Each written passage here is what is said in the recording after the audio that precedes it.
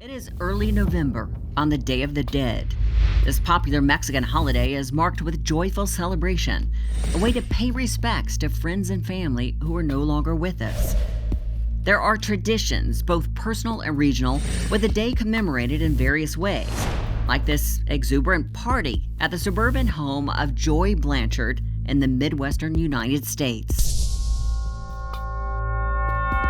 She was having a great celebration with family and friends.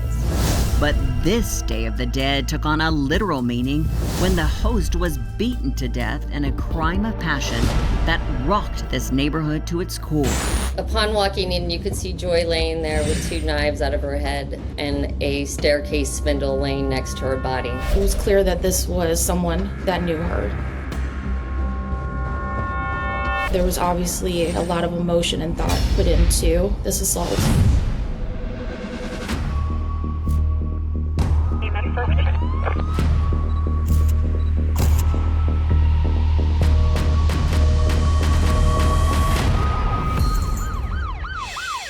Hi, I'm Nancy O'Dell. Today's Crime Exposé takes us to Omaha, Nebraska.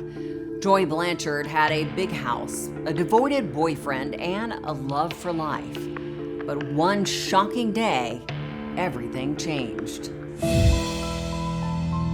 Joy Blanchard was a happy lady who loved to have parties and have her family over and celebrate events. For the Day of the Dead, on November the 3rd, she threw a raucous party for her friends and family. Joy was known for having elaborate parties, and she had elaborate decorations, including skulls, headstones, a cemetery theme. She even hired actors to dress up as corpses. And during that evening, she invited a few dozen guests over. They lit candles and shared memories of their deceased loved ones. The party was a success. After all the guests had cleared out, it was time to clean up. But a busy Joy Blanchard had barely taken a breath before the lights went out. A few hours later, her boyfriend, Kenneth Langhorst, found her deceased in their home. Kenneth, horrified by what he had seen, immediately dialed 911. On that day, police got a call from a party stating that his name was Kenneth and he had just recently arrived home from an over-the-road trucking job. Upon his arrival home, he located his girlfriend, Joy, laying face down in the doorway of their shared home. When officers from the Omaha Police Department arrived at the house, Kenneth ushered them inside. Captain Colleen Henchy was first on the scene. She examined the body crumpled on the floor. Joy had 2 knives sticking out of her head, one out of the back and one out of the side. You could clearly see a spindle from the staircase laying next to Joy's body. The home showed no signs of an intruder break-in. Everything seemed to be in place, except for the 50-year-old woman who had been stabbed and bludgeoned to death. Joy had been hit so hard with the spindle that part of her scalp was removed, and police could observe that one knife was in the side of her head and the other one directly out of the back. So was it the blunt force that killed her? She was deceased due to blunt force trauma from a spindle and 2 knives in her head and neck region.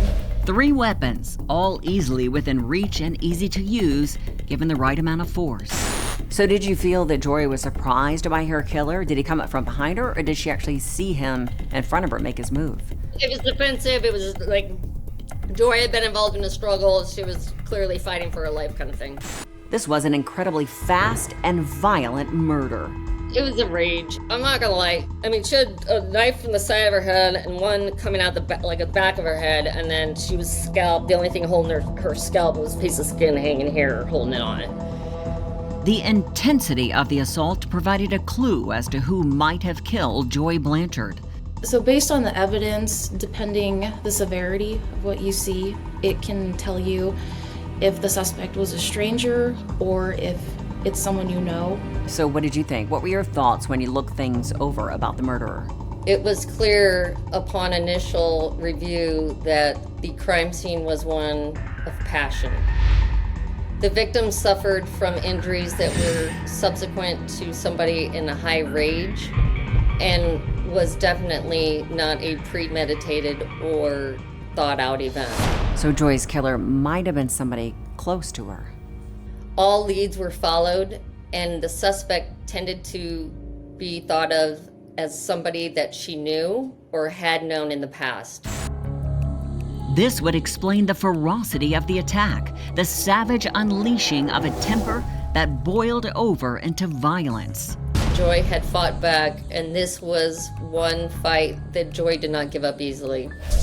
Her attacker used great force to take down Joy, and it was clearly a crime of passion. At this point, there were many possibilities. Whoever killed Joy Blanchard might have been amongst the numerous guests at her party that afternoon, or it could be someone who gained access to the house another way. The crime scene was processed for any DNA and fingerprint evidence, and everybody who attended the party the night before was interviewed. Early results for the investigation were not promising. Interviews and physical evidence would indicate that the suspect was known to the victim, but nothing could be proven at this time. The murderer could be almost anyone at this point, a friend, a family member. Joy's boyfriend was a reasonable prospect.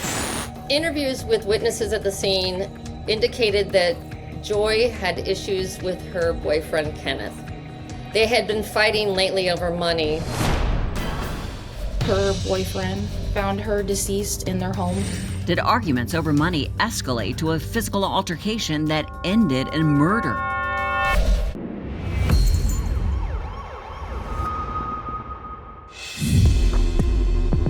To celebrate the Day of the Dead, Joy Blanchard threw a party to end all parties. But her celebration quickly went south after the revelers at her home departed for the day. So a few hours later, her boyfriend, Kenneth Langhorst, found her deceased in their home. Someone had arrived at Joy's house, then clocked her with a staircase banister and stabbed her with 2 knives. Autopsy revealed that Joy had died from 2 stab wounds and blunt force trauma to the head. Since the police had categorized this murder as a crime of passion, it was time to look at the people closest to Joy. First up, her boyfriend Kenneth, who lived with her. So were they getting along at the time, Joy and her boyfriend? Police investigations revealed that Kenneth and Joy were having some financial issues and had been arguing over money recently. So when you confronted Kenneth with that information, how did he respond? When Kenneth was interviewed regarding Joy's homicide, he stated that he loved Joy deeply and that he would never hurt her, and denied any involvement regarding her homicide. Of course, this wasn't proof of innocence. Did arguments over money escalate to a physical altercation that ended in murder? Law enforcement continued to dig into the evidence. What else was going on at the house during that time? Kenneth Langhorst, the boyfriend, stated that due to financial troubles, they allowed Joy's nephew to move in, and he would be a source of income. The nephew, Charles Zimmer, was 24 and needed a place to bed down at night. He promised to pay rent and chip in for household expenses, and he would mostly be seen and not heard. They thought he'd be a great tenant. He was quiet, worked a lot, wouldn't be at home frequently. So it sounded like a win-win for everybody. Joy thought that this was a way to mitigate everyone's issue by helping Charles out while also helping them out financially. What ended up happening was quite the opposite. Unfortunately, the quiet, responsible tenant turned into a giant nuisance. Charles refused to pay his share of rent and contribute to the household expenses. So since this was Joy's nephew she was allowing to stay there, how did it affect her relationship with her boyfriend?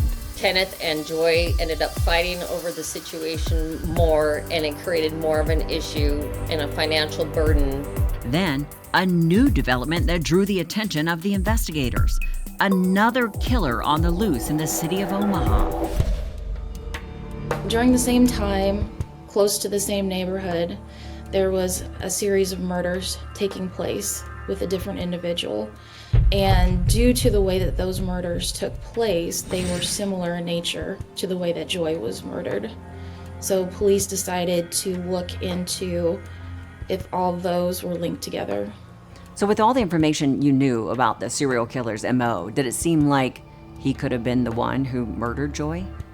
The individual responsible for the other murders had made commentary that he enjoyed seeing individuals suffer, and the comments that he made were similar to how Joy was killed. The other suspect lived in the area, and he was a physician who had recently been asked to resign due to his unprofessional behavior. It was a promising lead, but detectives found little to connect Joy Blanchard's murder to the new suspect. The police investigation had ground to a halt. It could have been the boyfriend, it could have been the nephew, or it could have been somebody unknown to police. There was no evidence or proof that any of these suspects had battered Joy Blanchard to death. After all this, the police were still at square one, and at least one of the suspects insisted that he never could have committed the crime. When Kenneth was interviewed, he stated that he loved Joy and that he would never hurt her. After more than a decade, a current case involving a possible serial killer suggested a new way forward.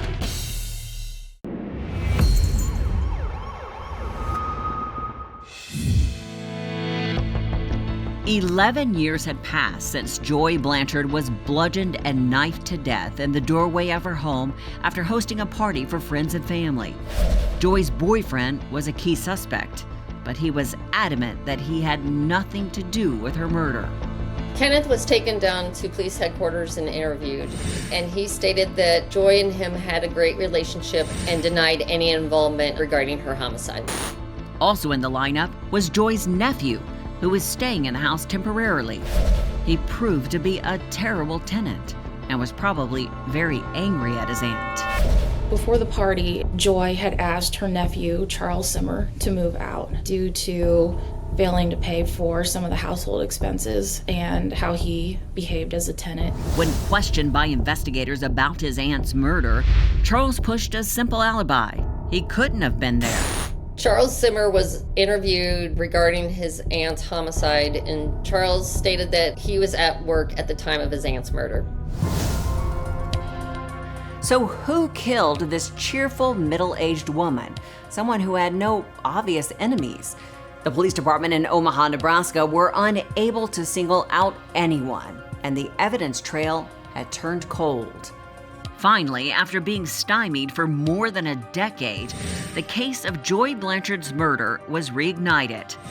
A current case involving a possible serial killer suggested a new way forward. The Omaha Police Department were investigating a series of stabbing homicides. In relation to that investigation, cold case detectives re-investigated Joy's cold case and re-examined her DNA evidence. So what changed during all those years that actually helped you in the case? During that time frame, DNA technologies were able to identify more proteins associated with Joy's case. In the case of Joy Blanchard, the killer left skin cells and therefore DNA on the knives and staircase spindle that he used to execute her. The new DNA test revealed that the person who had murdered Joy Blanchard was quite close to home. In fact, the killer had been in the house the whole time. Because of the advancement in DNA, they're able to look at the weapons used on Joy, and they find that the DNA on the weapons was linked to her nephew, Charles Simmer. The nephew, quiet as a church mouse, busy at his job, and the last person you would expect to beat someone into submission, was finally exposed as Joy Blanchard's assassin. Charles Simmer's DNA was located on the knife handle and the spindle that was used to attack Joy. So Charles hadn't been honest with you at the beginning of this case a decade earlier, but now DNA testing had improved so much that you were able to tag him as the killer. Right, because I think what ended up happening is they had it as a family member, but they didn't have enough to determine which family member. So then you needed to swab Charles for a new DNA sample. Was he cooperative with that? Police attempted to obtain a DNA sample from Charles. He clenched his mouth and refused to open it. But you had a warrant to obtain the sample. So what'd you have to do? Police were forced to take the sample against Charles' will after putting up somewhat of a fight in the police interrogation room. When all was said and done, investigators had what they needed: DNA to send to the lab, and soon thereafter, a way to verify the identity of the killer. After they finally received the DNA sample, they found that Charles Zimmer's DNA matched the DNA on the weapons used on Joy. But there was still a piece missing from this grisly puzzle. What set off Charles so badly that he suddenly mutated into a violent criminal who would slaughter a family member? Further investigation revealed that Joy had asked Charles the night of her party to move out. Charles had become a bigger issue than Joy wanted to deal with. He was definitely not holding up his end of the bargain with Joy. He had become a point of confrontation between her and her boyfriend Kenneth, and he was not contributing to any household finances or paying his fair share of his rent. So this heated conversation infuriated Charles so badly that he took action. He ended up murdering his family member, his Aunt Joy, due to anger from being asked to move out. Charles was upset over Joy asking him to move out the night before. Charles became enraged after the party and assaulted his aunt with the spindle and attacked her with the knives from her own home. A completely overamped reaction to a simple request. But Charles Zimmer had problems that ran deeper than anyone ever knew. In the end, the madness he carried within him spilled over, and this mild-mannered young man transformed into a frenzied killer. So why did Charles Zimmer snap that day? What caused him to seize 2 knives and tear apart a staircase in order to mutilate a family member? We may never know the exact answer, but we do know one thing: his story is at an end. He will never brutalize another human being. Charles was arrested and charged with his aunt's murder and is now convicted of first-degree murder and will spend the rest of his life in jail.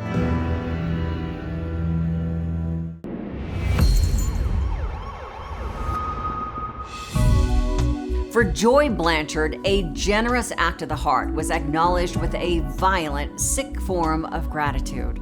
It's an unfortunate fact about life that sometimes our best intentions can lead to disastrous results. And now, it's time for today's Safety Spotlight. The case of Joy Blanchard proves that danger can sometimes come from those we least expect, including those close to us. If you are a landlord or inviting someone, even a family member, to live in your home, there are some steps that you can take to help safeguard your financial and physical safety. Check their eviction and credit history to ensure they're financially stable. Find a professional to run a background check and look for criminal records, a history of violence, or any other potential red flags. Trust your instincts and avoid renting to or sharing your home with anyone who makes you feel uncomfortable. Ensuring safety and financial security is crucial when renting to someone or inviting them into your home. I'm Nancy O'Dell. For everybody here at Crime Exposé, please join us next time and stay safe. What were your thoughts when you first arrived to the crime scene? It was not a quick death. She lived for quite some time trying to fend off her attacker. It was a very, very violent act on this individual, and there's a lot of rage to do that to another human being. Was it possible that Tiara's killer could have been a family member? Everybody's a suspect until you can eliminate them definitively. She had been conversating with an individual on Craigslist. She had posted that she was single and was looking to meet somebody new. What did you find out regarding the husband? There were some domestic issues between the two of them. Was it your belief that he just wanted to kill another human being that day? He was seeking someone out.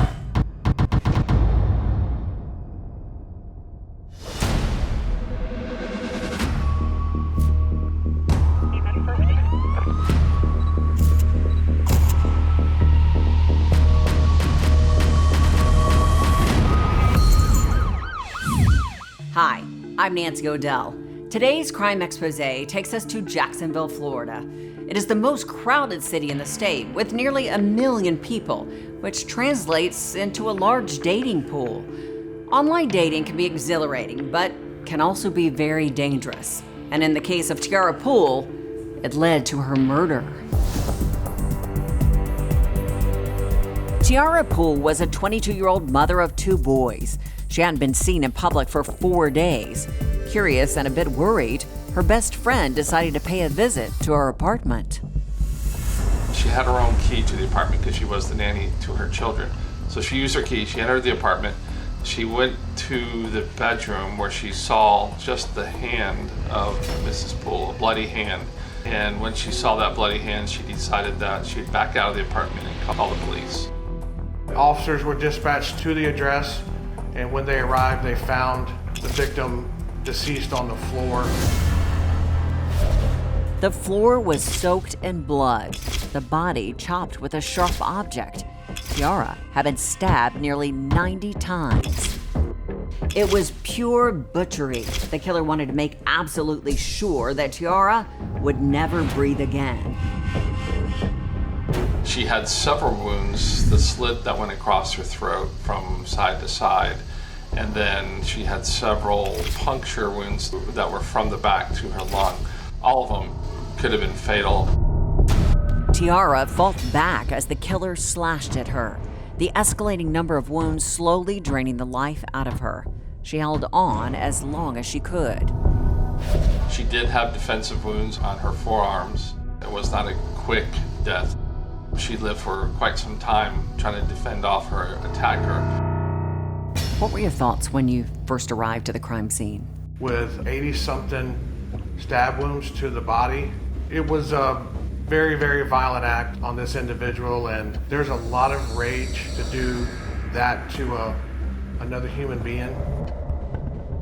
And also in situations like this where you do see intense emotion involved, a lot of times it's somebody that the victim knew. So was it possible that Tiara's killer could have been a family member or a close friend? Sure, usually you would think that it would be some type of personal connection to the individual or to the suspect who did this to the victim.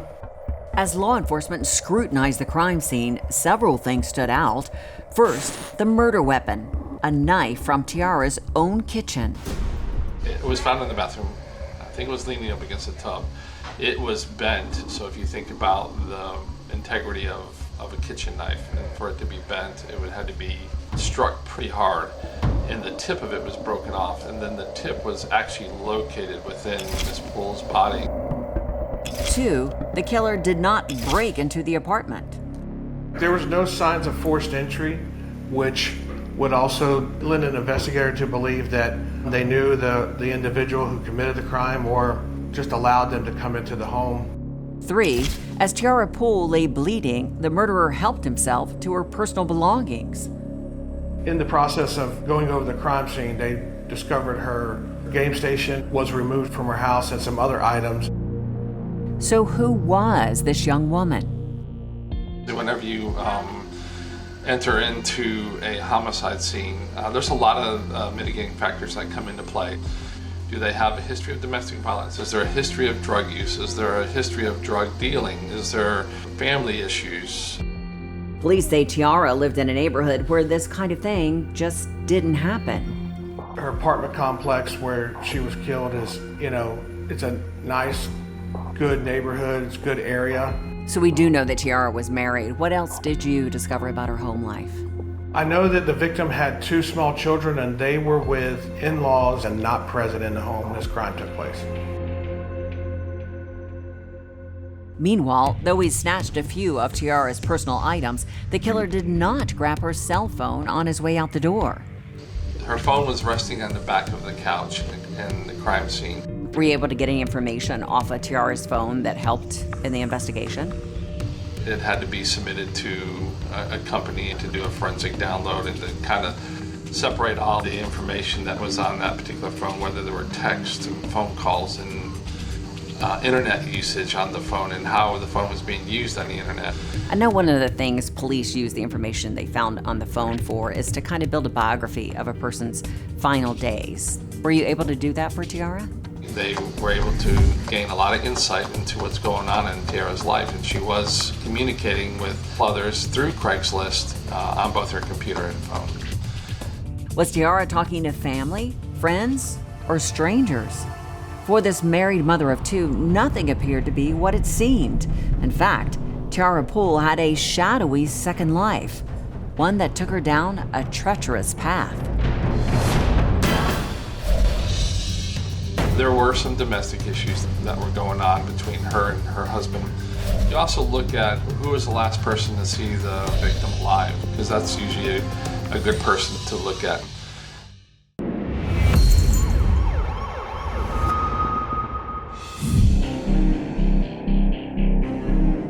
Stabbed 90 times and left to die, Tiara Pool spent 4 long days out of the public eye before her best friend stumbled across her body. For Tiara, life was over at the age of 22. Based on the way she was killed, police say the murderer was probably someone close to her. Whenever you have a stabbing, generally those are what a homicide investigator would determine as a personal attack. There's some kind of personal agenda there, whether it's self-fulfilling or if it's a domestic situation or, someone's angry for whatever reason.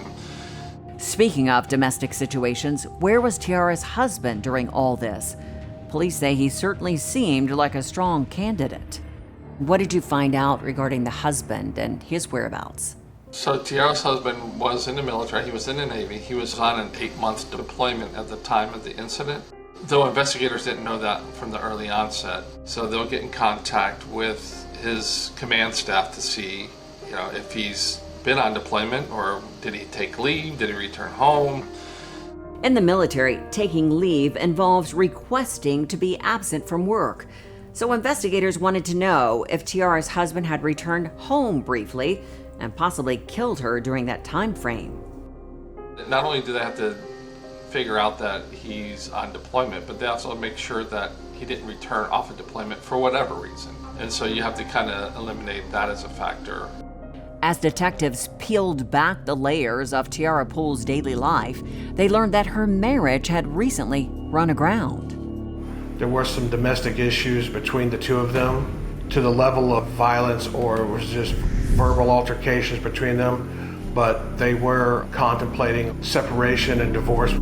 With her current relationship grinding to a halt, Tiara decided to find a new man, temporary or otherwise. Through the computer check, they learned that she had been on Craigslist and had been conversating with an individual on Craigslist. The Craigslist website was launched during the early days of the internet.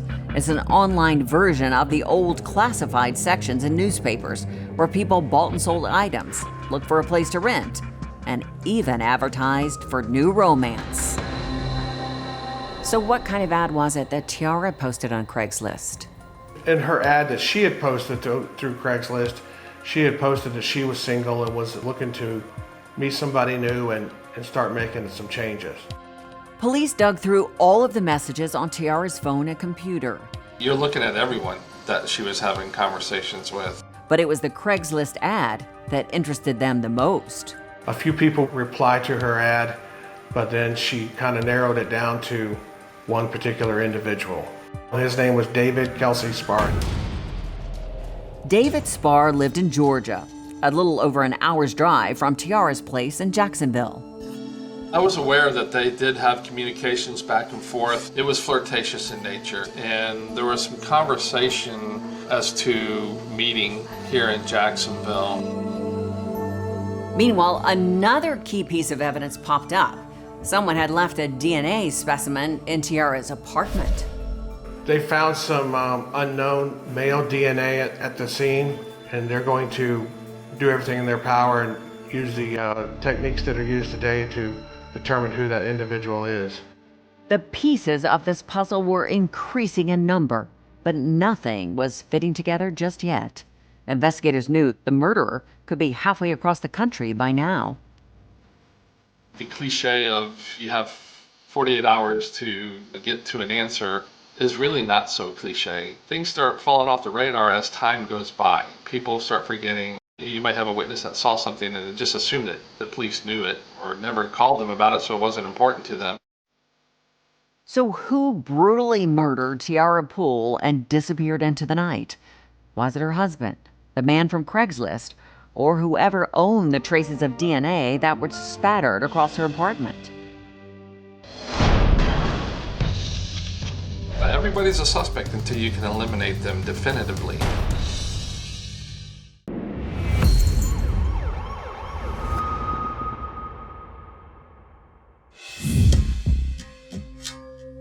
The sun is setting on the city of Jacksonville, Florida, and time is running out as police pursue Tiara Pool's killer. If the investigation takes too long, it'll end up as a cold case, and it might stay open forever. People get scared, they don't want to say anything, they don't want to tell on somebody. There's a whole host of different reasons. Time to examine the list of suspects. The husband is always at the top of the list, but Tiara's husband was a member of the United States Navy, and at the time of the murder, he was out of town. The investigators learned that he was deployed, he was nowhere near, he was on a ship, and was no way in shape or form could have committed this crime. If not Tiara's husband, then who? Back to the list of potential lovers she was chatting with on her phone and computer.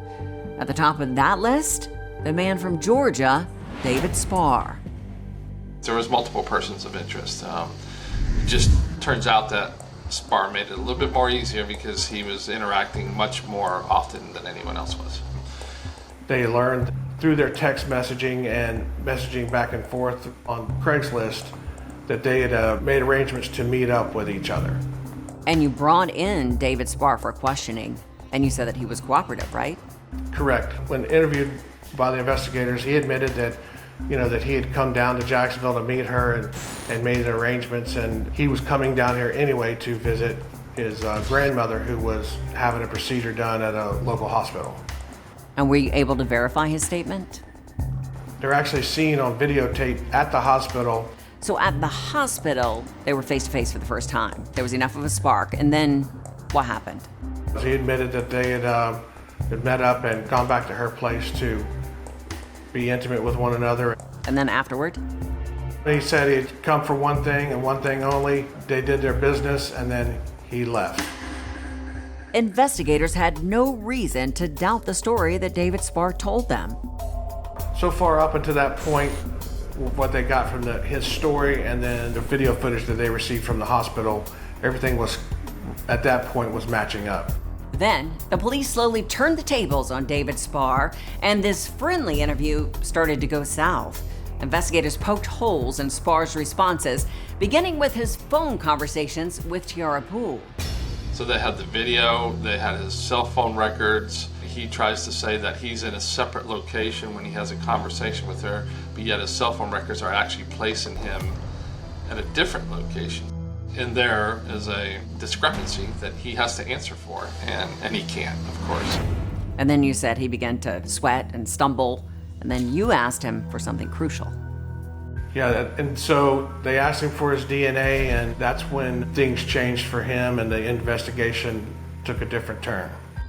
The DNA found near Tiara's body was tested against a sample from David Spar, and there was no doubt that the two samples were from the same person.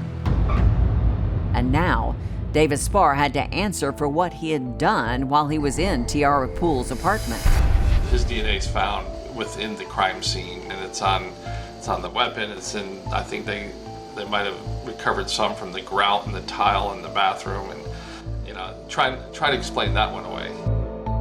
Even so, Spar tried to wriggle away from this. He said he couldn't remember anything, so he couldn't have repeatedly slashed Tiara with a knife. There's one point where he says, well, I think I just blacked out. I've heard that time and time again in interviews of suspects. They give you specific details leading all the way up to the point of the crime occurring, that all of a sudden they blacked out and they just want to jump over the portion where you're talking about the actual murder taking place, the 90 stab wounds. So his story is that he met her at the hospital, drove to her place, had sex, and then he couldn't remember anything after that. He says, I just blacked out and I don't remember how. Next thing you know, I was in my car driving away. Well, no, because then you remember all the details after that as well.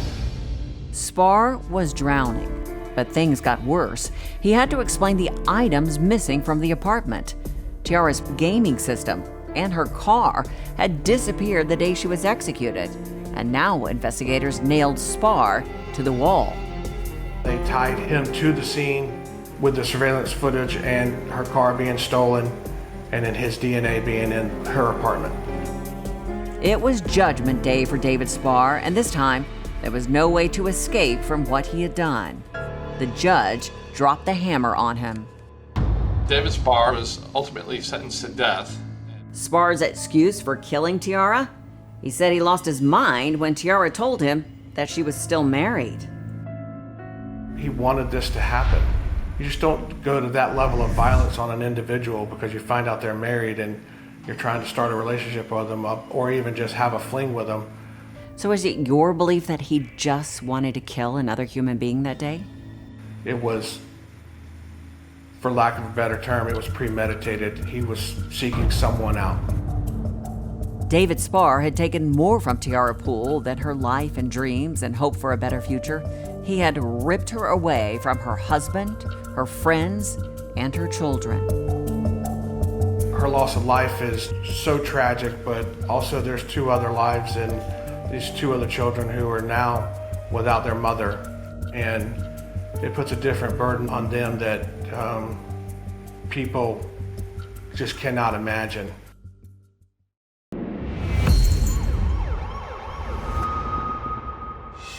The heartbreaking story of Tiara Pool ends here, but every day people send texts, make phone calls, schedule dates, all in the hope that at some point they'll feel the spark of romance they seek, whether for now or forever. And now it is time for today's Safety Spotlight.